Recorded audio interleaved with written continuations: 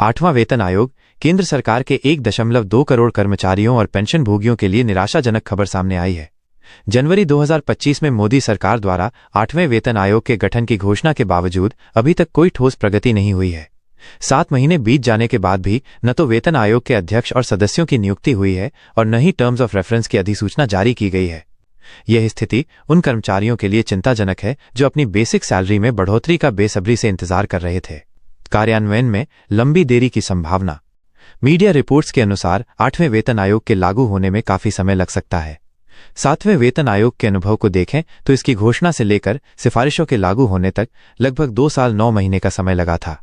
इस हिसाब से यदि 8वें वेतन आयोग की घोषणा जनवरी 2025 में हुई है तो इसकी सिफारिशें 2026 में तैयार होकर सरकार को सौंपी जा सकती हैं।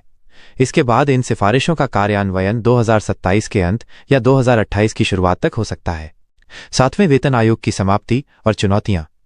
दिसंबर 2025 में 7वें वेतन आयोग का कार्यकाल समाप्त हो जाएगा, लेकिन 8वें वेतन आयोग की धीमी प्रगति को देखते हुए यह स्पष्ट है कि नई व्यवस्था समय पर तैयार नहीं हो पाएगी। यह परिस्थिति केंद्रीय कर्मचारियों के लिए अनिश्चितता की स्थिति पैदा कर रही है, क्योंकि उन्हें अपनी वेतन वृद्धि के लिए अपेक्षा से अधिक इंतजार करना पड़ सकता है। सरकारी तंत्र की धीमी गति से कार्यप्रणाली इस देरी का मुख्य कारण दिख रही है। सरकार की वर्तमान स्थिति और योजना।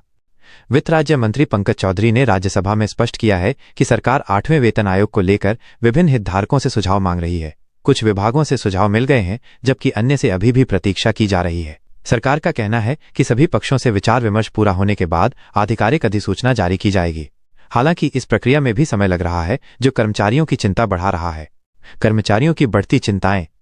केंद्रीय कर्मचारी और पेंशनभोगी कई महत्वपूर्ण सवालों के जवाब जानना चाहते हैं। उनकी मुख्य चिंता यह है कि 8वें वेतन आयोग में फिटमेंट फैक्टर कितना निर्धारित किया जाएगा और उनकी बेसिक सैलरी में कितनी वृद्धि होगी।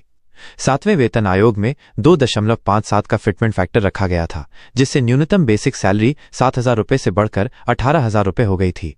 यदि नए वेतन आयोग में देरी होती है तो क्या कर्मचारियों को एरियर का भुगतान मिलेगा, यह भी एक महत्वपूर्ण प्रश्न है।